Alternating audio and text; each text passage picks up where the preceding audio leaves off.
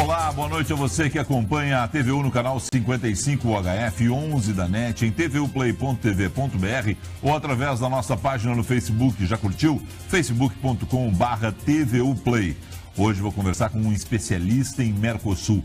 É hora de investir no Mercosul? Ainda dá para acreditar no mercado comum do Sul?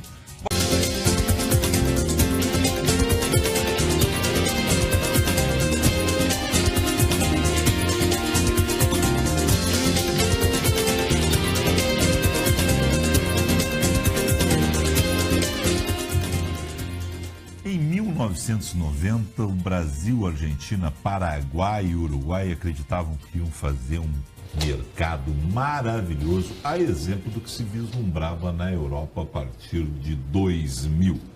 Ainda não aconteceu o Mercosul. Luiz Cristóforo é um especialista no assunto, executivo de diversas empresas e tratou disso recentemente em um curso que ele ministrou aqui em Porto Alegre. Luiz, em primeiro lugar, prazer te ter aqui. Muito obrigado pela presença. Obrigado pela boa noite também. Prazer em estar aqui. Teremos outras edições do curso? Com certeza, já estamos programando para o início de outubro. Ainda não temos a data certa. Na primeira semana de outubro estaríamos reeditando em Porto Alegre e já tem interesse em cidades do interior, inclusive Santa Catarina e também até fora do Brasil. Por quê? O Mercosul é uma realidade que a imprensa não está sabendo acompanhar. As empresas estão fazendo negócio e nós não estamos percebendo, porque não é aquele mercado que a gente imaginou que ia ser lá atrás. Né? Não, o mercado continua atraente, tanto é que informações da Fiergs apontam um crescimento fantástico já nesse primeiro semestre.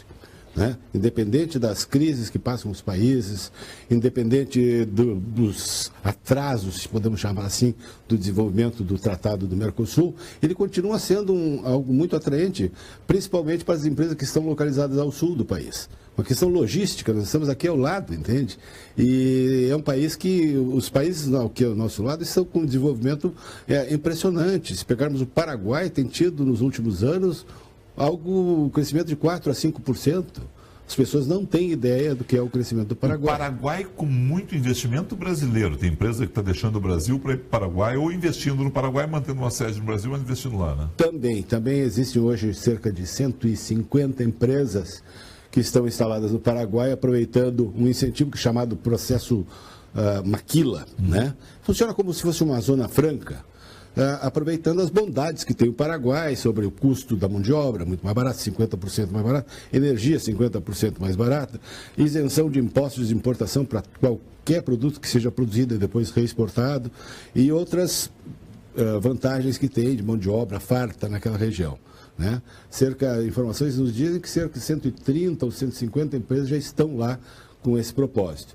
Não só como produzindo para reexportar para o Brasil, mas também exportar para outros continentes, entende? Então é algo novo. Mas o Paraguai, independente disso, tem crescido por sua própria conta em outros setores. Agropecuária, carne paraguaia hoje é fantástico, né? As pessoas desconhecem esse... Como os brasiguaios também, né? Exatamente. Porque foi nós que atravessamos essa fronteira a partir do Mato Grosso, principalmente. Exatamente, né? Eles são instalados todos ali na região costeando a Argentina e Paraguai, região de Santa Terezinha, né? E estão já na segunda ou terceira geração de brasilguaios que se instalaram para ficar lá, né? Mas, independente disso, o Paraguai ele tem uma infraestrutura pouco conhecida por muita gente.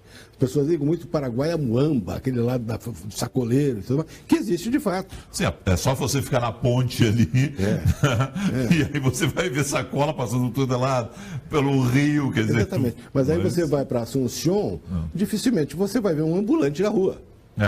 Né? Você vai lá, restaurantes tão bons ou melhores que Buenos Aires, algumas vezes, entende?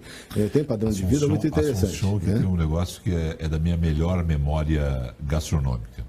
Hotel Cecília, em Assunção, tinha um prato chamado embarradores gratinados, que são umas panquecas, assim, deliciosas. E é aquela coisa assim que você vai a diversos lugares do mundo. No Paraguai, eu me remeto para embarradores gratinados no Hotel Cecília. É um espetáculo. Não sei nem se tem esse prato, faz muito tempo que eu não vou lá, mas é um espetáculo. Mas o Paraguai tem coisas muito surpreendentes, além da gastronomia, que também é farta, né? O seu artesanato, o seu povo é fantástico. É muito legal. entende? Eu cheguei a morar lá uma época, 6 meses, e realmente aprendi a admirar aquele povo como ninguém. Então, o Mercosul, a pergunta que tu me fizeste, sempre vai ser um mercado interessante, entende? Independente se o tratado não progrediu da forma como tinha ainda sido planejada. Mas tem muita coisa que é desconhecida e não aproveitada. As relações empresariais foram muito mais rápidas que as relações governamentais, né? Com certeza, com certeza. Porque a instabilidade dos governos muitas vezes prejudica o andamento de outras partes que são mais visíveis, entende? Mas, tipo aquele negócio do livre, nós teríamos que ter o direito às placas dos carros seriam iguais, o pessoal acha que nós não temos isso, não precisaria dar visto de imigrante na entrada. Isso realmente até hoje não acontece. Mas o comércio entre as empresas existe de fato.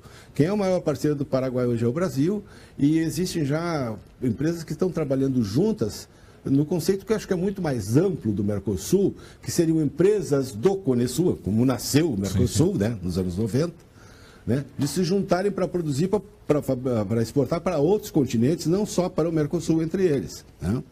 Alguém pode estar nos olhando nesse momento assim, estão esquecendo da questão política, que é a questão que muitas vezes ainda em função da América do Sul a gente tem crises de democracia, né? Aconteceu recentemente no Paraguai, aconteceu no Brasil, troca de presidente, né? Essa crise na Venezuela, que também faz parte hoje do Mercosul. Isso atrapalha em quanto, assim, essas crises? De tempo em tempo, crise na Argentina aconteceu, como é que é isso? Sem dúvida, isso acaba prejudicando quando a instabilidade do dólar acontece em função dessas crises, entende? E aí prejudica o poder de negociação das empresas. Mas aquelas empresas que se instalaram de uma forma programada e mais planejada, elas acabam se segurando porque isso é cíclico, né? Ele é algo que acaba se recompondo e compensando com o tempo. Eu não acredito, com exceção, é claro, nós temos hoje o caso da Venezuela, bastante crítico e bastante complicado de ser solucionado, até por uma questão de liquidez dos negócios lá, entende? Mas só fora isso, nós não temos tido maiores problemas em fazer negócios em países como a Bolívia, que também aparentemente está em crise, mas tu faz hoje porque os negócios com exportação normalmente são feitos através de documentos fiscais que garantem o pagamento antecipado e eles são dependentes de produtos brasileiros, entende? Então eu acho que não é o que vai atrapalhar. Não? Quais são os mercados ainda ricos para serem prospectados? Onde é que os empresários brasileiros não estão atentos a negócios com outros países do Mercosul? Uma pergunta muito interessante. Um mercado que tem despontado e que nós brasileiros ainda não nos demos conta é o Peru.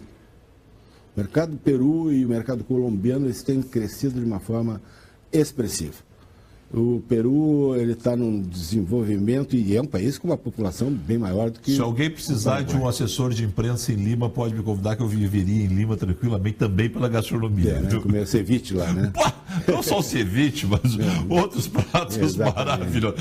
A culinária de Lima, e eu não estou falando só dos grandes chefes, a culinária média, dos restaurantes médios de Lima é maravilhosa. É fantástico. Não estou falando só do Gaston lá, não. Exatamente. Então, o Peru está num momento também de estabilidade política muito interessante. Já tinha um suporte industrial básico e muito investimento externo chegou lá. E está num crescimento já há mais de 3 anos, que é surpreendente. E as empresas brasileiras, acho que não estão sabendo aproveitar esse espaço. Nós temos um problema, às vezes, logístico de chegar ao Peru, mas que pode ser resolvido. Né? A Colômbia, já há muito tempo, tem sido um mercado bastante atraente, embora tenha uma ligação muito forte com o mercado americano. Né? Sim. É um pouco mais difícil de quebrar esse paradigma. Né? Mas, sem dúvida, é o Peru hoje. A questão do Chile também é difícil quebrar, né? Em função da questão logística, a questão da cordilheira, mas também que o Chile se voltou para o Pacífico. Né? O Mercosul não soube atrair o Chile na devida... Mas não é impossível. Não. Nós temos muitas empresas, inclusive aqui do Sul, que que quando tu começa a internacionalizar a tua empresa, tem que ter uma visão estratégica de longo prazo. Tá? E metas de médio prazo e ações imediatas. Se tu não tiver uma visão de longo prazo, tu vai desistir na primeira viagem. Entende? Então, o Chile também é um mercado interessante, ele é um mercado, é um nicho mais específico e mais complicado de trabalhar, tem uma cultura própria, né? menos influenciada pelo Brasil, mas sem dúvida é um país que tem atrativos para se trabalhar lá. Que setores da economia? Os setores de extração mineral são os setores mais fortes do Chile, né? Que eles exportam. Mas para nós fazer negócio? Não, para nós fazermos negócios, eu acho que em qualquer setor de utilidade, serviços, produtos de varejo, produtos de consumo, porque embora eles tenham uma indústria bastante interessante, ela não é tão abrangente assim, entende? Eles poderiam fazer ações combinadas com indústrias locais para produzir localmente, entende? Agora, o Chile realmente é um país que tem, não digo restrições, é mais complexo fazer negócios com o Chile. Argentina, como é que está a nossa relação? Porque nós amamos a Argentina, amamos Buenos Aires, amamos Mendoza, amamos o futebol argentino, mesmo que ele nos ganhe de vez em quando, né? Mas a gente está sempre brigando com os caras. A Argentina não sai desse sufoco há algum tempo, né? E a nossa relação com eles é uma relação de amor e ódio. As empresas brasileiras continuam lá. Eu me lembro quando eu comecei, também foi nos anos 90, quando eu comecei, eu vinha da área de marketing e por essas coisas da vida acabei me deslocando para o mercado externo, o próprio marketing engloba o mercado externo, e aquela época era o Cone Sul, né? Sim. E eu me lembro que o Banrisul, na época, tinha feito ia até colocar uma filial por lá. Tinha uma agência em Buenos Aires. Exatamente, e lá tinha um showroom de empresas brasileiras. Exatamente. Que o Paulo Deitos cuidava, era um negócio fantástico, tinha, né? E aquilo foi o começo da nossa permanência na Argentina. No ano 2000, eu mais atuei naquele período lá, nós tínhamos lá, inclusive, uma organização chamada Grupo Brasil, que congregava todas as empresas brasileiras lá. Itaú, Gerdau, Marco Polo...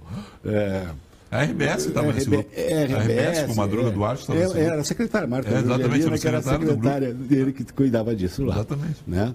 Então, até hoje, tu vais à Argentina, o banco mais comum lá é o Itaú. Os postos de gasolina são Petrobras. Os talheres são Tramontina, que viraram sinônimo de talheres, não são mais cobertos, agora são União Tramontina. E, então, carrocerias que circulam para lá, mas da metade são Marco Polo. E antes eles vinham aqui comprar chocolate Garoto, o Garoto hoje está lá, entende? E eles têm uma indústria de chocolates muito interessante, de balas e Arcor, né? Então, nós continuamos. Então, o mercado argentino, ele realmente é crítico para alguns setores pelas imposições dos governos que têm passado, que eles põem travas para proteger a indústria local. As empresas que melhores têm se colocado são aquelas que chegaram antes e que fizeram negócios pensando a longo prazo e que compraram unidades lá ou fizeram parcerias locais. Aí elas estão bem, né? Empresas como... Você acredita no mercado, portanto? Nós teremos em quanto tempo aquele mercado sonhado? Aquele que eu pego meu carro em Porto Alegre, passo pelo Uruguai, atravesso direto, saio, pego o Aliscafo, desço em Buenos Aires, venho por Uruguaiana, subo, vou ao Paraguai, vou a Venezuela. Essa parte eu acho que é a mais complicada. Porque é onde o pessoal não se acerta nas leis, né, de acertar com o sistema de, por exemplo, as placas. Nós temos um sistema de emissão de placa de controle, a Argentina tem outro, o Paraguai tem outro, né? Nossa, nós temos uma bitola de trem, eles têm outra. É complicado. Essa é a parte mais complicada, é essa do livre trânsito entre a população dos países. Mas os produtos vão circular. Os produtos já circulam, né? Já circulam, entende? Algumas legislações, tipo a Anvisa, hoje já são aceitas na maioria dos países, né? Aquelas legislações de saúde, vigilância sanitária, então estão muito mais aceitas. Os conceitos acadêmicos de indústria também estão muito mais universalizados nesse setor.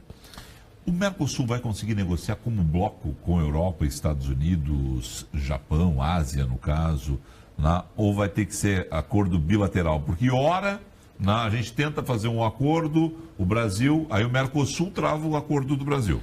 Né? Ora a Argentina quer fazer um acordo com alguém lá, aí o Brasil também dá as deles. Esse é o sonho dourado do Mercosul. O sonho dourado do Mercosul. E ele vai depender realmente de uma liderança política que ocorra na América Latina, na minha visão, entende? Enquanto nós não tivermos uma liderança, na minha visão particular, nós não temos uma liderança clara, definida, né? Não só de um país, de um líder mesmo, que faça esse composto, dificilmente nós teremos. Eu não vejo assim em curto prazo atingirmos esse sonho dourado. Mas as empresas, por si só, elas, independente disso, poderão conseguir esse resultado de forma independente, entende? Já existem alguns casos de empresas que estão fazendo esse tipo de ação em parcerias para depois conquistar outros mercados. Mas, em forma de bloco, não vejo a curto prazo. É um negócio, é um puxa para cá, puxa para lá, não tem todo mundo trabalhando junto. Não. E nem quando a gente teve, assim, presidentes que pareciam que tinham uma cabeça semelhante, assim, que iam todo mundo lá para o mesmo lado. Também tinha sempre alguma questão.